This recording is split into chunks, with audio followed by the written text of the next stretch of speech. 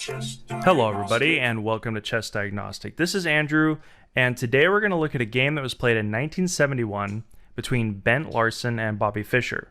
Yes, this is that crazy match where Bobby Fischer beat Bent Larsen 6-0.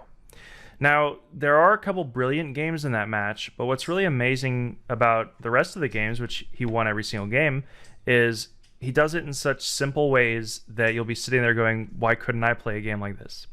So this game, which was the fourth round, starts with c4, and Bobby Fischer's black. He plays g6, preparing to go into the King's Indian defense, a favorite of Bobby Fischer's. And the strength of it in terms of his style was he could really exploit the dynamic nature of the King's Indian position, where white will establish a huge pawn center, but white could have some weaknesses because he overextends.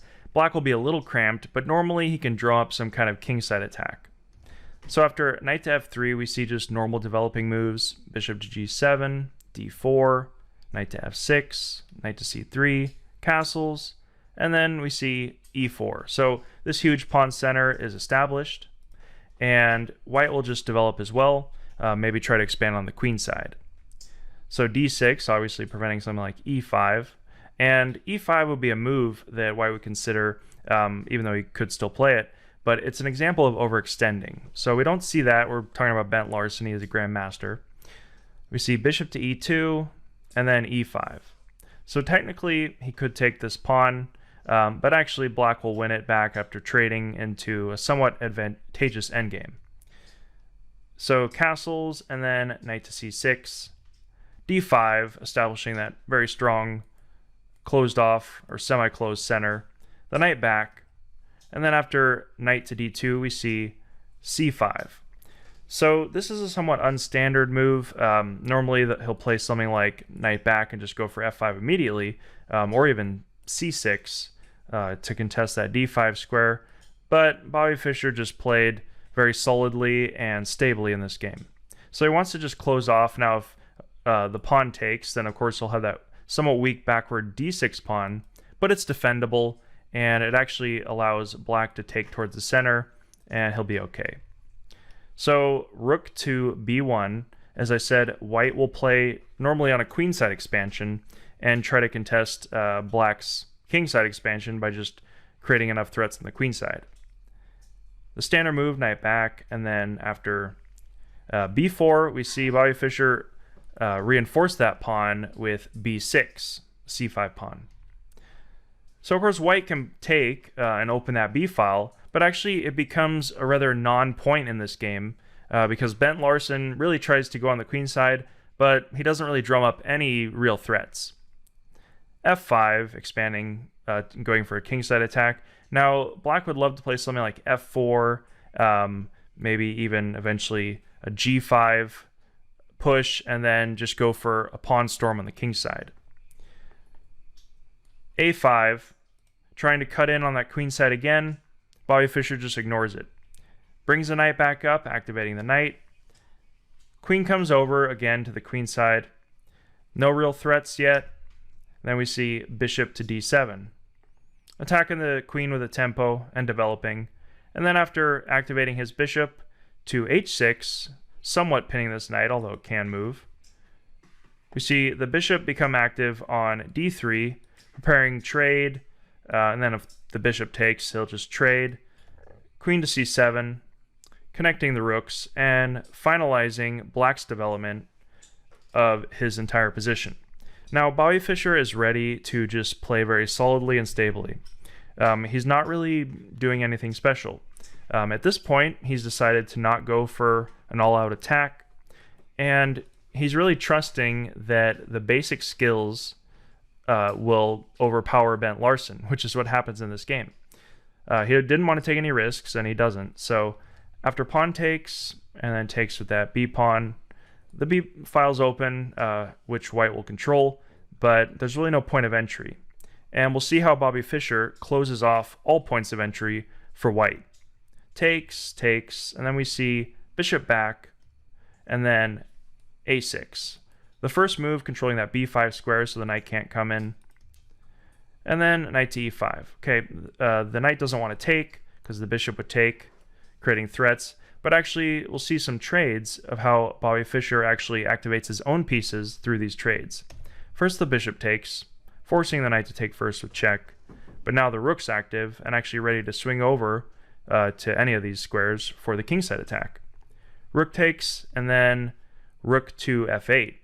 So now Bobby Fischer actually is planning a kingside attack because he's controlled all the points of entry after the rook comes in, playing bishop to c8. So now the b7 square point of entry, which could become very dangerous if white doubles and then is able to invade, and also protecting that pawn on a6. So the knight comes back because Bent Larsen sees he's going to undergo a kingside attack. Bobby Fischer hasn't taken any risks to get this kingside attack, and actually even something like king over would keep white safe enough to not undergo a kingside attack. So he plays the knight back to be ready in case the queen needs to come over, and also just to play something like knight to g3 if he needs to. f4, a move that's been coming for a while. Bishop up, knight up, so Bobby Fischer's just activating all of his pieces. And then we see an inaccuracy after rook to c6.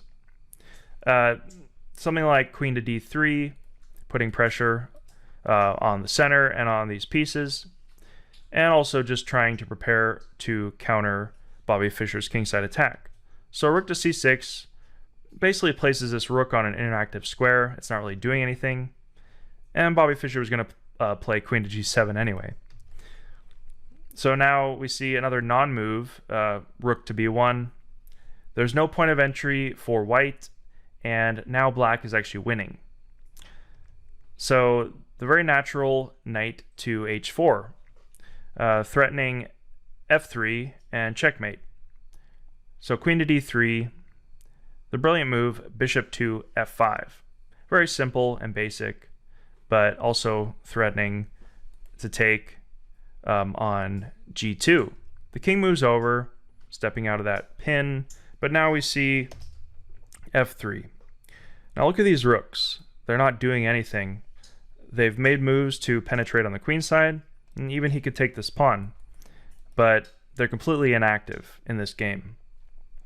And if we compare it, we have these two rooks, two pieces, and queen against two minor pieces and a queen. And this pawn is really cutting in here. So after knight to g3, trying to close off that g file, we see pawn takes, and of course this bishop can't take because it's pinned to the queen. King over, and then the very simple combination wins the game. Bishop takes, of course the knight can't take. We'd see this, and then the queen has to give itself up to prevent checkmate. So after the queen takes, we see check, even giving away that strong passed pawn. And Bobby Fischer goes to end the game with a very basic tactic, a fork of the queen and the rook.